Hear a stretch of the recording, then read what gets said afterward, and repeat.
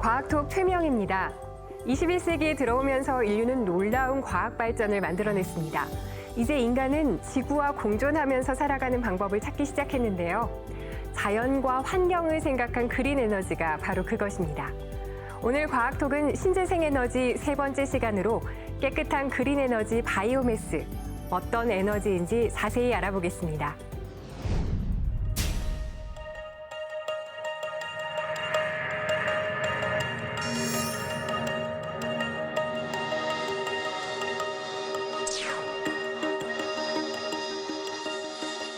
화석 자원인 석유를 대체할 수 있는 진정한 대체 자원은 바이오매스다.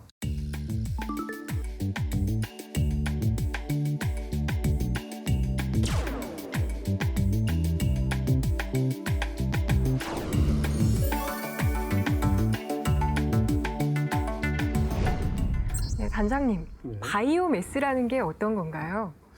예, 우리가 주변에서 볼 수 있는 동식물을 포함해서 심지어는 박테리아까지 포함하는 모든 생물체와 그로부터 유래한 물질들을 얘기합니다. 그런데 이제 그 중에서도 저희처럼 기술 개발을 하고 연구하는 사람 입장에서는 어떤 에너지나 화합물을 만드는 데 필요한 자원으로서 활용될 수 있는 거를 바이오매스라고 생각을 합니다. 혹시 이런 바이오매스를 실생활에서 접해보신 적이 있으신가요? 저는 전공이 로켓단이에요. 그렇죠? 제가 계단을 올라갈 때 이 다리를 이렇게 올리면 배가 구부러지는 것 같아요. 그러면서 이제 뱃속에 차여있던 가스가 분출이 됩니다. 이런 그 바이오 에너지가 어떻게 보면 에너지 중에서 태양에서 오는 거 말고는 가장 인류가 오래전서부터 사용한 에너지가 바로 바이오 에너지가 아닌가 싶은 생각이 듭니다. 지금 말씀해 주신 것도 저희가 바이오매스라고 할 수 있을까요? 그 넓은 의미로는 이제 분명히 할 수는 있죠, 그렇게. 예, 그 바이오매스는 아까도 말씀드렸지만 굉장히 폭이 넓습니다. 그래서 우리가 그거를 굳이 그건 바이오매스다 아니다라고 얘기할 필요는 없죠. 결국에는 그 중에서 어떤 것이 실용적인 자원이 될 수 있느냐 없느냐가 중요한 거죠.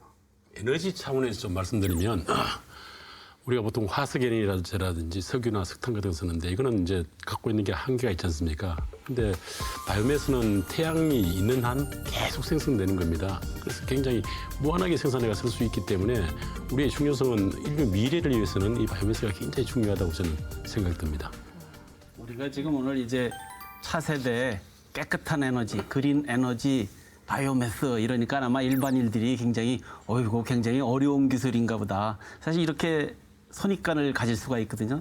근데 저는 이제 사실은 우리 인류 최초의 에너지, 불, 나무를 태우고 그것을 개량해서 수소를 만들고 석탄을 쓰고 지금 석유를 쓰고 이런 것들이 넓은 의미로는 다 바이오매스 에너지의 그 일종이거든요. 근데 오늘 아마 이제 집중적으로 그런 차세대에 어떤 게 경제성이 있고 깨끗한 에너지원이냐 아마 그런 기술 개발에 관련된 얘기를 많이 할 것 같습니다.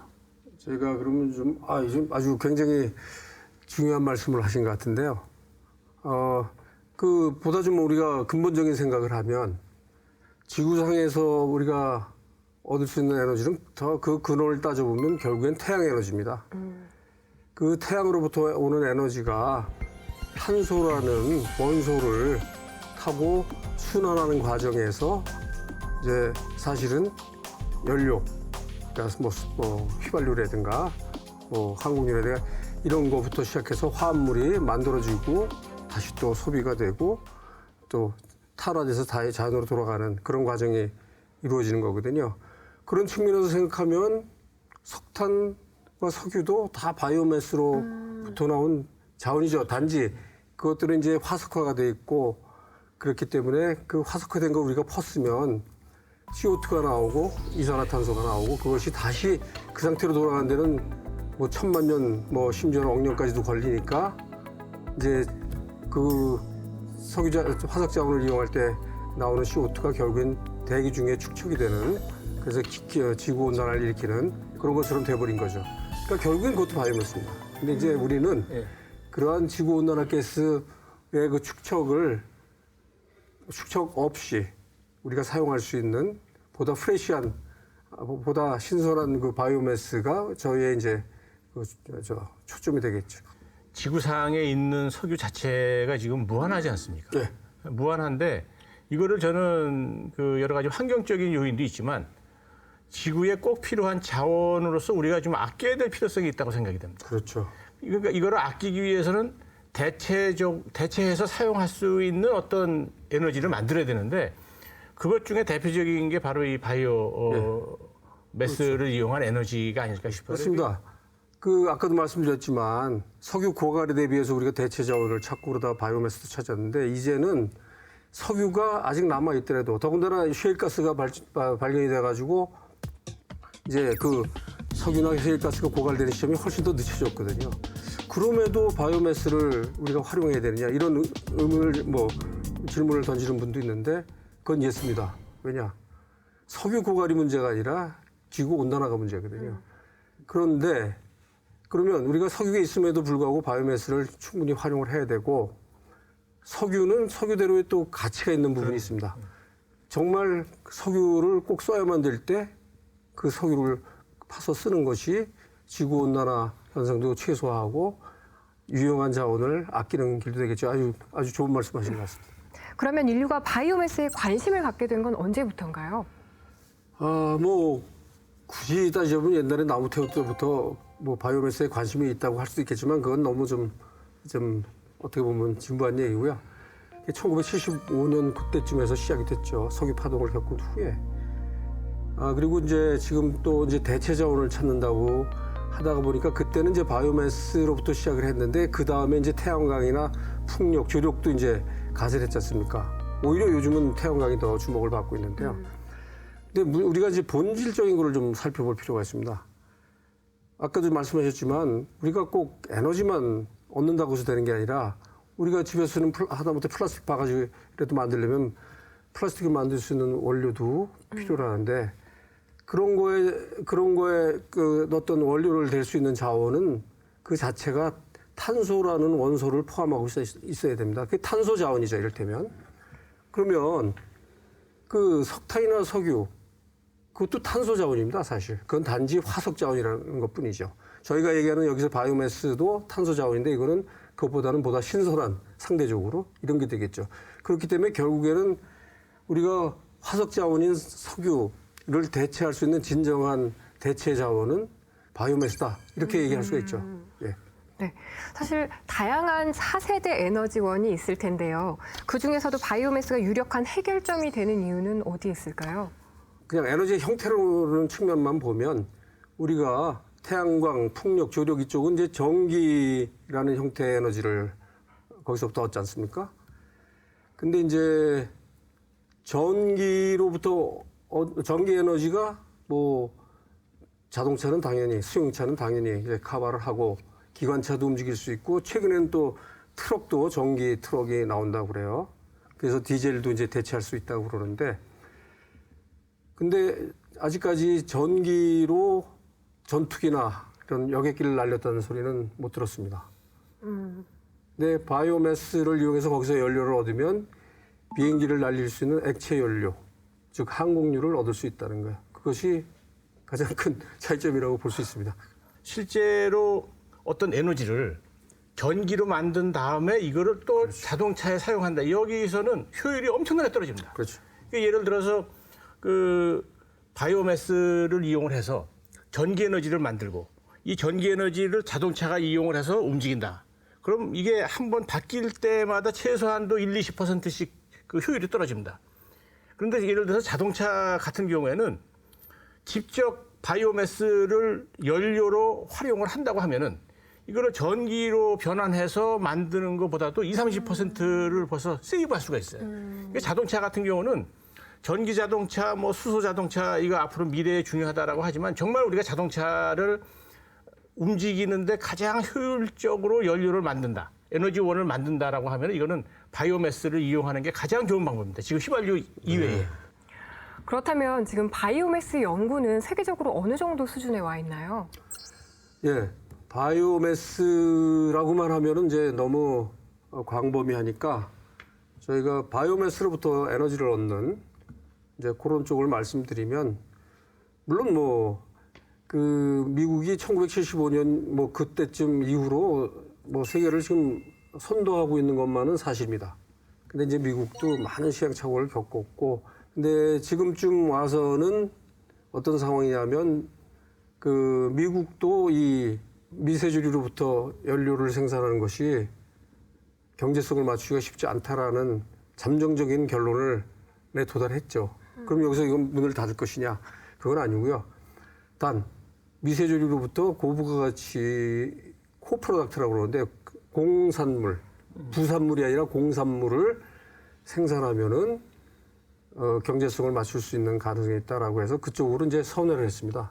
근데 이제 저희 연구단 같은 경우에는 일찌감치 그 공산산물 쪽에 이제 눈길을 돌려가지고 저희가 2013년부터 공산물 생산 쪽에 굉장히 주력을 하기 시작했는데요. 미국은 2016년 때부터 이제 연구자들이 정부의 허락, DOE, 미국 에너지성이죠. DOE 허락을 받아서 연료 연구만 할 게 아니라 코프로덕트 쪽도 연구를 할 수 있도록 허락을 받은 상태입니다. 그런 측면에서는 저희가 그 면에서는 미국을 한 3년 정도 개념적으로 앞서갔다고 볼 수 있습니다. 미세조류로 연구를 시작하게 되신 이유가 있으실까요? 예, 그거는 사실은 미국이 하니까 뭐 좀 쫓아한 면도 일단은 있습니다. 근데 미국이라고 해서 왜 또 그럼 미세조류 쪽에 연구를 시작했겠는가? 전분질 계통, 그러니까 쌀 보리에서 나오는 전분으로부터 에탄올 만드는 목수수, 그게 미국에서 이제 처음 시작될 건데요. 그거는 또 식량이라는 문제와 그 문제랑 겹치기 때문에 이제 좀 윤리적인 문제 때문에 이제 문제가 생겼고요. 그 다음에 이제 그 나무, 목질개, 섬유소, 셀룰로즈에서 에탄올 얻는 그런 거를 또 미국이 시작을 했는데 한 10년 정도 뒤에. 그건 또 무슨 문제가 있냐면 기술적으로 굉장히 어렵습니다. 그리고 그러다 보니까 비용도 많이 들고. 그래서 아직 성공을 못했어요. 그런 와중에 항상 잘 안 되면 다른 걸 찾지 않습니까? 그러다 보니까 이제 조류라는 거, LG라 그러는데 조류. 근데 거기는 거대 조류도 있고 미세 조류도 있습니다. 근데 거대 조류는 미역 다시마 같은 거고요. 네, 미세 조류는 한마디로 식물성 플랑크톤입니다. 거기다 눈을 돌렸어요. 근데 그러면 식물성 플랑크톤에서 무슨 가능성을 받길래 했느냐? 이 식물성 플랑크톤이 좀 느리게 자라고 저농도로 자라긴 하지만 일단 자라면 체내에 기름을 30-40% 축적을 한단 말이죠. 어떤 거는 심한 경우에는 70%까지도 축적을 하죠. 그러니까 여기에 잠재력이 있구나. 그래서 시작을 한 겁니다. 물론 거기서 기름을 뽑아내는 게 쉽진 않죠. 이 바이오매스, 바이오 연료 이렇게 얘기하면은 뭐 말씀하신 것처럼 70년대부터 이제 미국이 시작을 했는데 사실은 이게 이제 사탕수수나 옥수수 그거로부터 바이오 에탄올을 만들어 갖고 자동차를 달리게 했다 뭐 이런 것들이 이제 벌써 한 10여 년 전에 뭐 많이 있었거든요. 그럼요. 근데 이제 문제는 뭐냐면 금방 말씀하신 것처럼 그거는 식량으로도 쓸 수 있는 건데 그거 먹지도 못하는 사람들이 전 세계에 많은데 그걸 연료로 쓰면 되겠냐 이런 문제가 막 또 대두되고 그러니까 그리고 또 우리나라 같은 경우는 그게 또 브라질은 땅이라도 넓잖아요. 뭐 사탕수수, 옥수수 그냥 노는 땅에서 뭐 재배한다 이런 이유라도 될 수 있는데 우리는 땅도 좁은데 만약에 그런 걸로 연료 만들었다 그러면은 굉장한 문제가 되고 그래서 저는 이 해조류, 미세조류를 갖고 바이오매스 연료를 한다 이건 굉장히 좋은 시도였고 근데 뭐 연료만 만드는 줄 알았더니 공산품이라고 말씀하시는 예. 부산품이 아닌 공산품. 공산물. 저희는 사실 그거 처음 들었어요. 거기에서 무슨 뭐런 좋은 제품들이 나오는지. 저희는 그 3하이드록시 프로피오네이트라는 프로피온산의 그 유도체인데요. 그런 물질을 저희가 발효 생산하는 데 성공을 해가지고 지금 우리나라 그 페인트 회사에다가 기술을 이전을 해서 지금 파일럿 플란트를 완성을 했습니다. 그게 한 가지 예고요. 근데 그걸 우리 3HP라고 이제 약자로 얘기하는데 이것이 갖는 의미는 미국의 카길이라는 큰 회사가 사실은 그 3HP라는 거를 개발을 10년 넘게 하다가 포기를 했습니다. 굉장히 어려운 발효 기술입니다. 근데 우리 연구센터에서는 우리 지금은 울산 과기대에 있는 그 박성훈 박사 팀과 협력을 해가지고 그걸 성공을 했죠. 그 다음 거는 이제 그 휴코즈라는 그 아주 희한한 당 물질이 있는데요. 슈가. 그러니까 뭐 포도당 글루코즈라고 그러지 않습니까? 이 휴코즈라는 그런 당이 있는데 이것도 이제 제가 그 순수 분리 정제하는 그런 그 고도 공정을 개발해가지고 얼마 전에 기술 이전을 했습니다. 그리고 또 퓨코즈로부터 만들 수 있는 그 퓨코실 락토제라는 아주 모유 성분의 아주 귀한 성분인데요. 그것도 저희가 발효 생산하는 거에 성공을 해가지고 그거는 굉장히 비싼 물질입니다. 지금 뭐 현재 그 시약값이긴 하지만 금의 한 70배 정도 되는 그런 물질인데 그런 것도 발효 생산을 성공을 해가지고 그 국내 회사에 이전을 해가지고 그것도 파일럿 플란트를 완성을 했습니다. 네, 그런 의미에서 사실은 이 후코스라는 물질이 좀 의미를 더 가질 것 같아요. 네, 그거 좀 재밌는 물질인데 제가 우리 이제 미세조류에서 기름을 추출하고 나면 찌꺼기 나죠. 그러니까 깻묵이라고 생각합니다. 깻묵. 이게 사실 아까도 말씀드렸지만 30% 정도의 기름을 축적한다 그러면 나머지 70%는 깻묵이라는 얘기인데요. 이거 버리면 어마무시하게 공해 요인이죠. 그러니까 버리면 쓰레기고 이용하면 자원인데요. 그래서 제가 이제 이 부분으로부터 우리가 공산물을 만들어내지 않으면 이건 뭐 도저히 가능성이 없겠다. 그래서 사실은 2013년부터 그쪽에 이제 주안점을 두고 추진을 했죠. 물론 그 전에 저는 이제 거대 조류나 이런 걸 가지고 그 미세조류가 어쨌든 바이오매스들이 가지고 있는 당을 이용하는 기술을 계속 연구해 왔어요. 그래서 미세조류를 이렇게 산불에 같은 걸 하면 거기서 굉장히 다양한 종류의 당들이 나옵니다. 우리가 평소에 보기 힘든. 우리가 보통 퓨코즈를 포함해서 뭐 만노즈니 뭐니 하여튼 최대 한 8가지 종류의 다양한 당이 나와요. 그런 걸 잘 여러 가지 다 먹을 수 있는 여러 가지 종류의 미생물 가지고 실험을 하고 하는데 퓨코즈만 아주 유독 독특한 성격을 나타내는 거예요. 잘 못 먹어요. 모든 균이 거의 다 잘 못 먹어요. 그래서 이렇게 미세조류를 이제 가수분해하고 나면 여러 가지 혼합당이 나오는데 그걸 가지고 미생물을 써서 발효를 시키고 나면 퓨코즈만 남는 거예요. 이것 봐라. 그래서 그럼 퓨코즈를 한번 일단 어차피 남은 거니까 정제를 해봐야겠다. 그렇게 하면서 이제 문헌 조사를 해봤더니 굉장히 효능이 다양하더라고요. 프리바이오틱이라고 해가지고 프로바이오틱은 우리 몸에 좋은 유산균 같은 걸 프로바이오틱이라고 합니다. 그 프로바이오틱을 도와주는 물질을 프리바이오틱이라고 그러는데 이게 프리바이오틱도 되고 사람 뇌 발달에 도움이 된다고 그러고 면역 증강에도 도움이 된다고 그래가지고 굉장히 다양하더라고요. 그래서 이거 뭔가 장래성이 있다, 잠재성이 있다. 그래가지고 연구비를 주고 해서 성공을 했습니다. 그래서 이제 기술 이전을 한 거죠. 퓨코즈에 대해서 조금 첨언해가 말씀을 좀 드리면 아까 말씀 항암 효과도 있고 맞아요. 면역 증가 효과도 있고 피부 재생 효과도 있습니다. 항암 효과 같은 경우는 어떠냐면 그 암세포를 자살하게 만듭니다. 그리고 암이 번지지 못하게 만들고요. 그리고 지금 현재 뭐 여러 가지 굉장히 좋은 효과가 있기 때문에 이게 이제 옛날 미역이나 이런 데서 다시마에서 이제 소량을 추출했는데 이게 이런 부산물로 나온 정도 같으면 이거 가지고 굉장히 용도가 다양하게 사용할 수 있는 가능성이 크기 때문에 지금 하는 항공유보다는 내가 만약 퓨코즈가 그런 효과가 완전히 입증될 경우에는 굉장히 부가가치가 높을 거라고 생각됩니다. 아까 말씀하신 금보다 70배 더. 그거 이제 고로부터 아주 퓨코실 락토즈라는. 그러면 이 후스코 같은 걸로 의약품도 만들 수 있고 뭐 화장품 같은 것도 만들 수 있고 이런 물론 건가요? 화장품 가겠죠. 근데 퓨코즈의 가장 큰 앞으로의 그 잠재성은 저는 마이크로바이옴이라고 그래가지고 요즘에는 그 인간의 건강 상태 또는 어떤 질병을 우리 장내 세균총, 장내 세균은 이게 여러 종류가 이게 같이 있는 거 아닙니까? 그래서 총이란 말을 붙이는데 장내 세균총과 인체와의 어떤 서로 상호작용에 의해서 결정된다라는 그런 이제 부분들이 많이 밝혀지고 있기 때문에 그쪽이 지금 새로 뜨고 있는 하나의 연구 분야입니다. 새로운. 그래가지고 이제 뭐 자폐증 또 그 자폐증도 사실은 원인을 유전자 쪽에서 찾아보는데 못 찾았는데 최근에 그게 좀 있어 보인다. 뭐 이런 식의 것들이 있는데 그게 아주 새로 뜨는 큰 연구 분야인데 새로운. 거기에 아마 퓨코즈가 중심 물질이 되지 않을까. 그건 뭐 아직은 뭐 입증된 바는 없습니다. 그래서 저희가 이제 퓨코즈를 기술 이전을 하고 그 퓨코즈의 앞으로의 그 어떤 진짜 효능을 갖다가 검증하고 그런 마이크로바이옴에서 어떤 중심 역할을 할 수 있는 물질인지 그 연구를 이제 곧 또 시작합니다.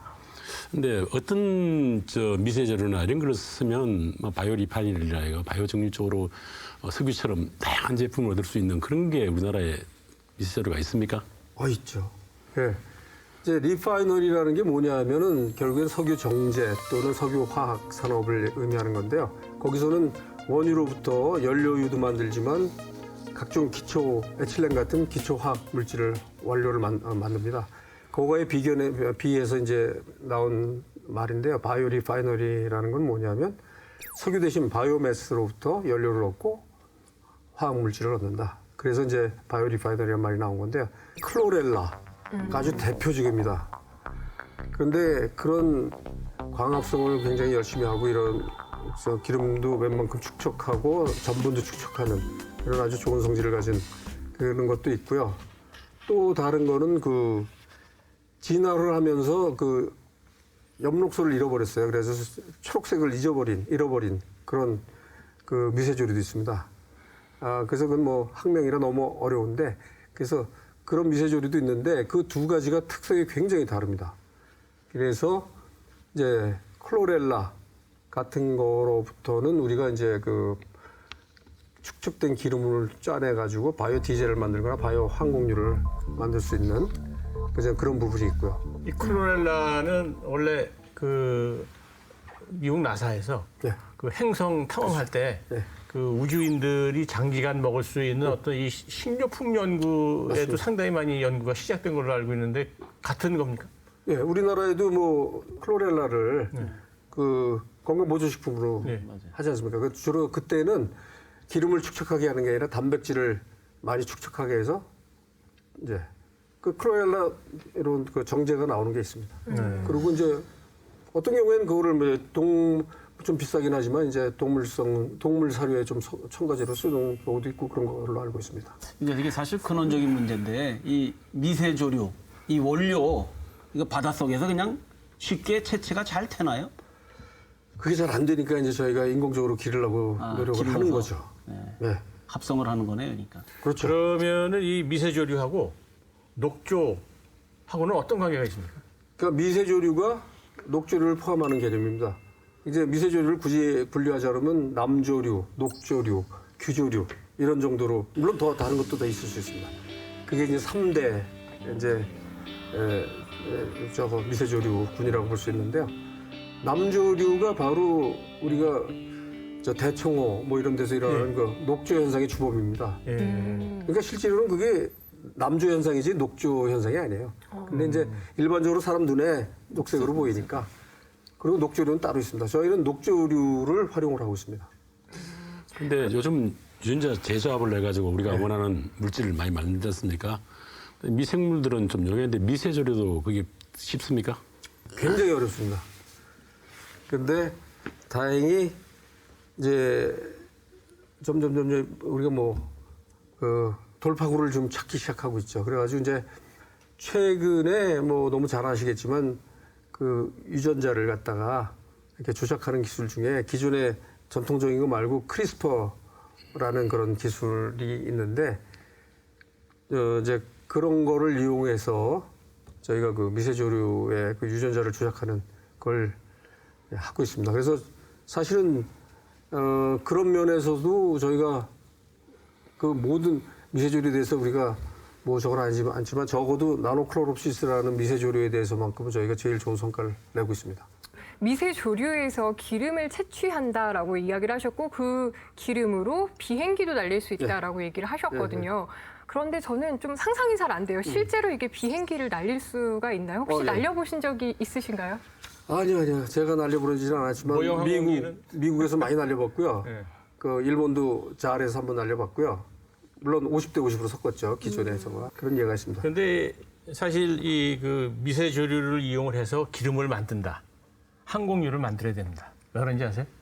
제일 비싸 이게.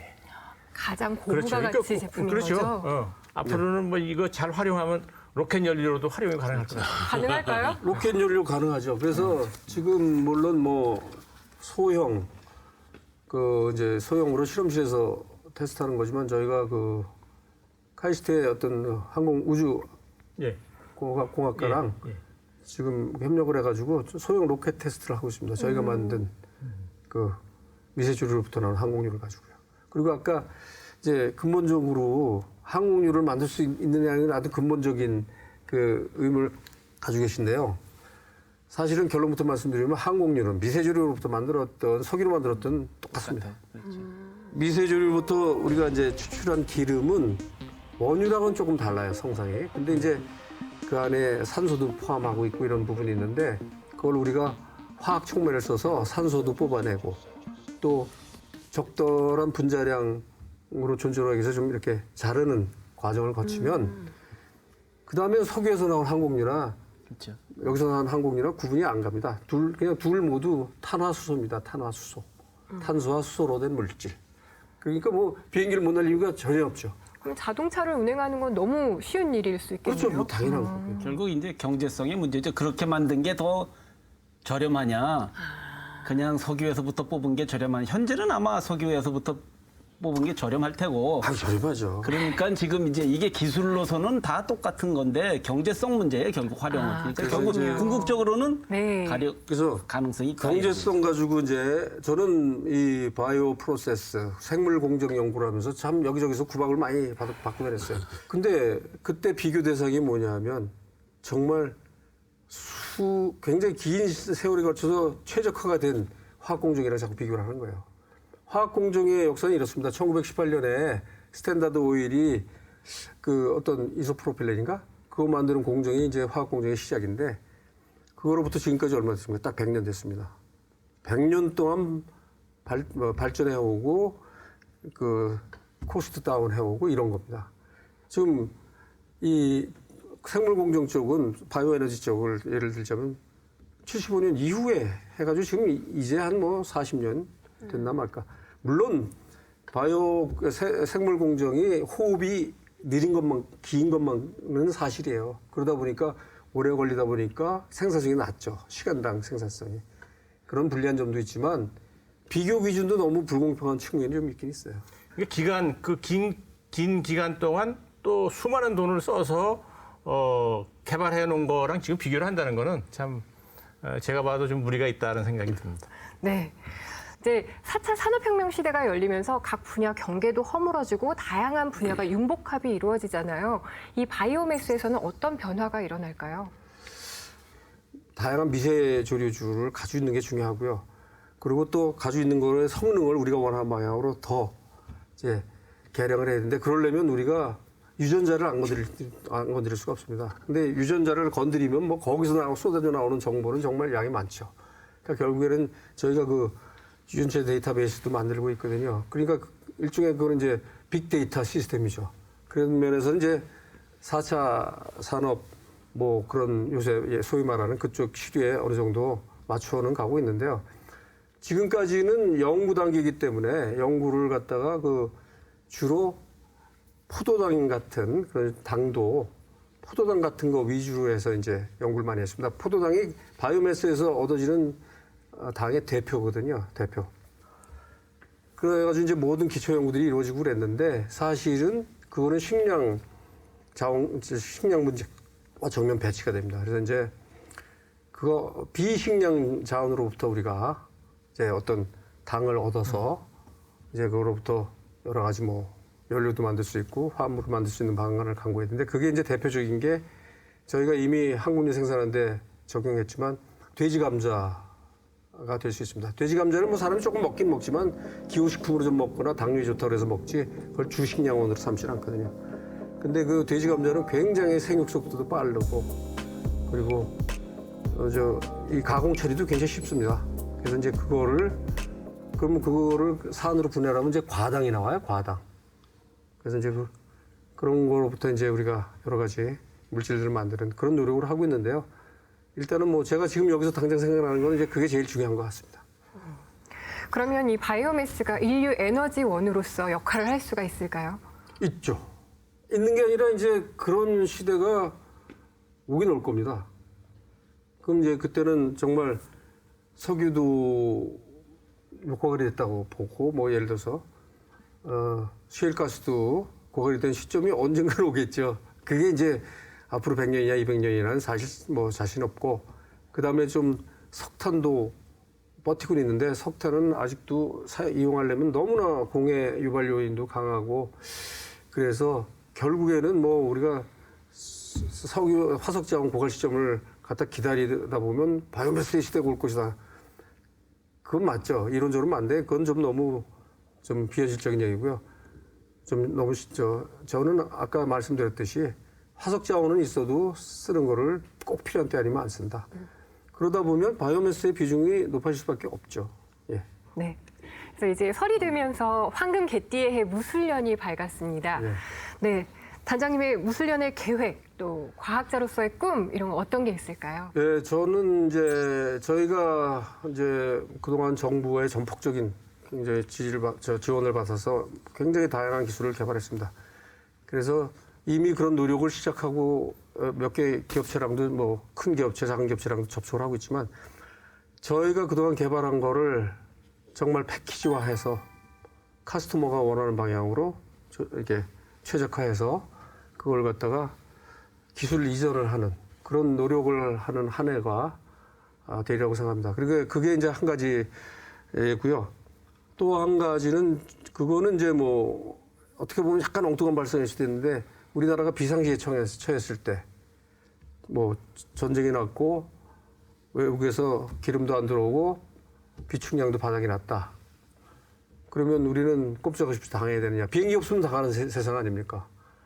그 뭐 항공유를 보름이면 보름 내에 만들어내야 되거든요.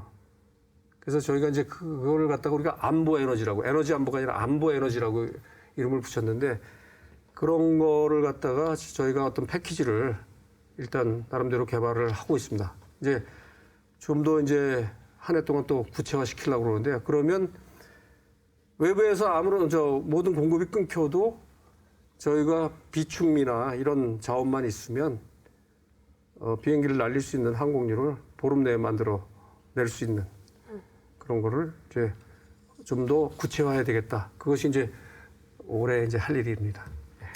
오늘 저희가 이 바이오매스를 대체 에너지원으로서 얼마큼 이제 기술 개발이 됐나 이런 얘기를 이제 사실 시작을 했는데, 보니까 바이오매스 연구의 그 공산품, 부산품이 또 상당히 중요하다는 걸 또 우리 알게 됐고, 아마 지금 이 프로그램을 보시는 우리 시청자나 이런 분들도 바이오매스가 그렇게 굉장히 어려운 그게 아니라 굉장히 무궁한 가능성이 있는 그런 기술이구나 하는 것을 저희도 배웠고 아마 또 많이 좀 알게 됐을 것 같아요. 그래서 이게 사실은 또 그리고 이 바이오매스가 미래의 또 에너지원으로도 또 충분히 가능성이 있기 때문에 지속적으로 또 좀 해야 되고, 그래서 가능성이 많은 분야다 하는 그런 생각이 좀 들었습니다. 아유, 감사합니다. 그렇게 이해해 주셨으면.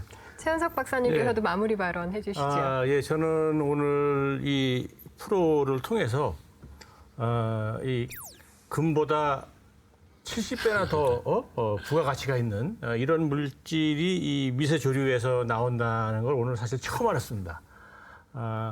앞으로는 이거보다 더 부가가치가 높은 여러 가지들이 많이 연구될 수 있는 분야이기 때문에 우리 청소년들이 많이 그 관심을 가지면 나중에 그 벼락 부자 될 꿈을 가진 우리 청소년들은 미세조류에 더 많은 관심을 가져주시기 바랍니다. 네, 오태왕 박사님께서도 마무리 발언해 주시죠. 예, 장용훈 단장님이 말씀하신 것처럼 저는 이게 미래가 굉장히 밝은 부분이라 생각합니다. 뭐 지금 현재는 여러 가지 뭐 제약점도 있고 또 발전하는 데 문제가 있겠지만, 이게 지구를 건강하게 하면서도 우리가 풍요롭게 사는 게 이게 인류의 꿈입니다. 그걸 실현할 수 있는 가장 큰 기술 중에 하나가 아닌가라는 생각을 하면서 저도 큰 기대를 가집니다. 네, 그럼 단장님 마지막으로 저희 과학도를 꿈꾸는 청소년들에게 이 바이오매스를 소개해 주신다면 어떻게 해주실 수 있을까요? 저는 뭐 이제 그렇게 얘기를 하죠. 앞으로 미래의 우리 에너지와 어떤 화학 소재를 책임질 자원은 기술적 어떤 사회적 여러 가지 문제들을 생각할 때 바이오매스가 유일한 답이다. 그 중에서도 미세조류가 나름대로 가능성이 제일 높다. 그래서 이제 심지어는 이제 유일한 해답이다 이렇게 얘기를 하고 있습니다.